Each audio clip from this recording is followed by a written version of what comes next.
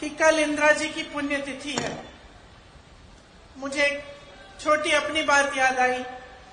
मैं 12 साल की थी। उस दिन सुबह 9 बजे 8 बजे मैं स्कूल जा रही थी, तो हम लोग इकट्ठे रहते थे।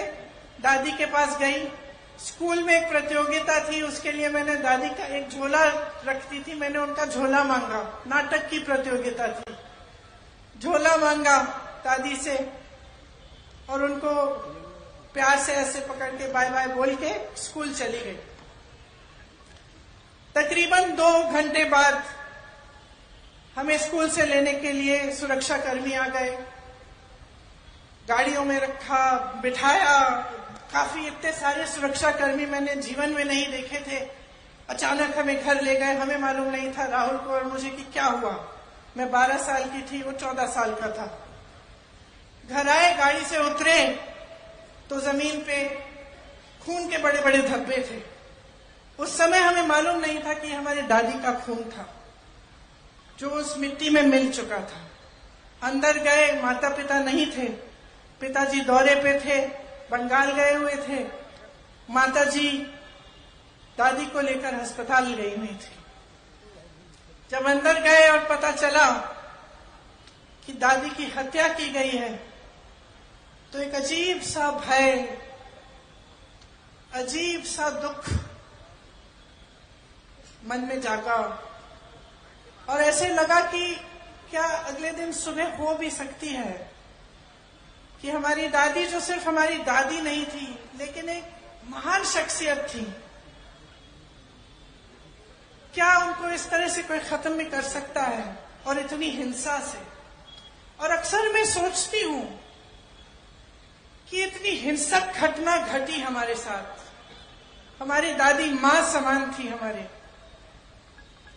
लेकिन कैसी देशभक्ति की भावना उन्होंने हमारे दिलों में डाली होगी कि 1 सेकंड के लिए, 1 मिनट के लिए हमारी इस देश में आस्था नहीं टूटी। 7 साल बाद, और ये मैं लंबी चौड़ी बात आपको इसलिए बता रही हूं, मैं बताऊंगी क्यों। 7 साल बाद, मैं 19 साल की थी, इसी तरह की घटना मेरे पिता के साथ घटती है और मैं अपने पिता का छलनी शरीर, खून से लथपथ शरीर घर लाती हूं। फिर भी मेरी इस देश में आस्था नहीं टूटती, फिर भी देशभक्ति कम नहीं होती, बढ़ती चली जाती। कैसी भावना होगी उन लोगों के दिल में कि हम बच्चों में उन्होंने ऐसी देशभक्ति की भावना डाल दी कि तब से लेकर अब तक ये टूट नहीं पाई। मैं इसलिए ये सारी बातें कह रही हूं क्योंकि जब हम अपनी बीती हुई पीढ़ियों की बात करते हैं, जब हम इंदिरा जी की बात करते हैं, नेहरू जी की बात करते हैं, राजीव जी की बात करते हैं, तो हमारी आलोचना करने वाले एकदम से परिवारवाद की बात उठाते हैं।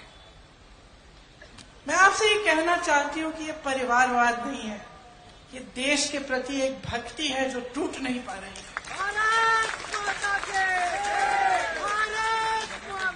और ये एक श्रद्धा है दिल में आप सबके लिए, आपके लिए जो आप यहाँ बैठे हैं, मेरी बहनों आपके लिए, मेरे भाइयों आपके लिए, जो इस देश का किसान है उसके लिए, जो दिन रात एक करता है उस खेती के में से कुछ बनाने के लिए, उपज करने के लिए, हमें खिलाने के लिए, जो अन्नदाता है इस देश का, उसके लिए आस्था है। जिसका बेटा जवान बनके सेना पे तैनात होता है हमारे लिए, जो मेरी दादी की तरह, मेरे पिताजी की तरह इस देश के लिए अपनी जान देने के लिए तैयार होता है, उसके प्रति आस्था है। और ये कुछ भी कह लें, कुछ भी कर लें, ये आस्था कभी नहीं तोड़ पाएंगे, ये देशभक्ति कभी नहीं तोड़ पाएंगे। महिलाएं अपना हक मांगती हैं। 33% आपको पंचायतों में आरक्षण मिला, कांग्रेस की सरकार ने दिया। अब आप देखिए कि केंद्र सरकार की क्या ये नियत है कि आपको देंगे आरक्षण। बिल तो पास कर ली, लेकिन आप जब गहराई में जाएंगे तो आप देखेंगे कि ये जो बिल पास किया है, ये तो 10 सालों के लिए लागू ही नहीं हो सकती। 10 सालों के लिए आपको आपका हक मिलने नहीं वाला है। लेकिन मीडिया में बड़ी चर्चा हो रही है, पब्लिसिटी बड़ी हो रही है, इवेंटबाजी बड़ी हो रही है। तो इसी तरह से मैं कहना चाहती हूं कि जो घोषणाएं, जो आपके लिए योजनाएं सरकारें लाती हैं, जो नेता आपके मंच पे खड़े होकर आपको बताते हैं, इनकी सच्चाई को परखिए। तो आप चुनिए कि आपको किस तरह की राजनीति, किस तरह की सरकार चाहिए। धरातल पे काम दिखना चाहिए। बड़े बड़े इवेंट्स, बड़ी पब्लिसिटी की राजनीति नहीं चलनी चाहिए। देख लीजिए, अच्छा लगता है, ठीक है, आपको लगता है कि बड़ी बड़ी मीडियाबाजी हो रही है, ठीक है, देख लीजिए, लेकिन समझ लीजिए इसको, खोखली बातें कौन कर रहा है। मध्य प्रदेश में 18 सालों से भाजपा की सरकार है। 18 सालों से इनको ये बात नहीं सूझी कि बहनों को थोड़ी बहुत राहत हर महीने देनी चाहिए। 18 साल से नहीं सूझी। 2 महीने पहले लाडली योजना निकल गई। लाडली योजना के तहत अब धड़ाधड़ पैसे दिए जा रहे हैं महिलाओं को। तो भाई 18 साल के लिए क्यों नहीं दिए? 18 सालों से सरकार है, आपको मालूम है। 3 सालों में 21 रोजगार दिए इन्होंने। 21 रोजगार। शर्म आनी चाहिए आपके सामने, अपना मुंह दिखाना है इनको। ये मोदी जी आपको कह के गए थे कि नहीं कि करोड़ों रोजगार बनाएंगे? कहां गए वो रोजगार? कहां से मिलते हैं? यहाँ तमाम नौजवान खड़े हैं, कहां भाई केंद्र से तुम्हें रोजगार मिला? ये तो आपकी खुशकिस्मती है कि आपके प्रदेश में ऐसी सरकार है जो अभी भी आपको रोजगार दे रही है, वरना इनकी नीतियों से अगर आपका प्रदेश चलता 5 सालों में, तो साथ में देखिए मध्य प्रदेश में क्या हो रहा है। महिलाओं के साथ सबसे ज्यादा अत्याचार, 17 बलात्कार एक दिन में, यहां से वहां तक जाने की सुरक्षा नहीं, और कहते हैं कि लाडली योजना निकालेंगे। कांग्रेस पार्टी में पूरी काबिलियत है आपके भविष्य को मजबूत बनाने की, पूरी काबिलियत है, इच्छा है, नियत है, ताकत है, और हम करके दिखाएंगे।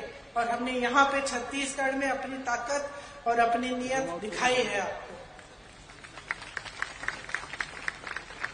आप चाहे किसी भी वर्ग को ले लीजिए, ओबीसी वर्ग को लीजिए, देखते हैं भाजपा क्या कहती है। कई सालों से कह रही है कि हम ओबीसी वर्ग को आगे बढ़ाना चाहते हैं। अब कांग्रेस ने ये मांग उठाई कि भाई जातिगत जनगणना करो, गिनो कि ओबीसी वर्ग के कितने लोग हैं, एससी के कितने हैं, एसटी के कितने हैं। गिनो, तभी तो तुम मदद कर पाओगे। अगर पता ही नहीं है तो मदद कैसे कर पाओगे? जैसे ही हमने ये मांग उठाई, बहाने शुरू, बोलती बंद। क्यों? अगर नियत सही होती तो मुंह क्यों बंद हो गया जब हमने ये बात उठाई? और ये जातिगत जनगणना है क्या, और किससे फायदा होगा इससे, कैसे फायदा होगा? ये यही बात है कि गिन लो, देखो देश में कौन कौन है, क्या सुविधाएं सबको मिल रही हैं, क्या सबको न्याय मिल रहा है। 84% ओबीसी, एससी, एसटी की संख्या बिहार में है, उन्होंने गिनती की। और अगर आप देश के बड़े बड़े मीडिया घर देखोगे, देश की बड़ी बड़ी संस्थाएं देखोगे, देश के सबसे जो बड़े सचिव हैं उनको देखोगे, विश्वविद्यालय के जो चांसलर्स हैं उनको देखोगे, तो क्या आपको ये दिख रहा है कि ये 84% जो संख्या है हमारी आबादी की, उनको न्याय मिल रहा है इन पदों पर? नहीं मिल रहा है, नहीं मिल रहा है। तो फिर से बड़ी बड़ी बातें, धरातल पे कुछ नहीं। महिलाओं के साथ बड़ी बड़ी बातें, इवेंटबाजी, बिल पास हो गई, धरातल पे कुछ नहीं।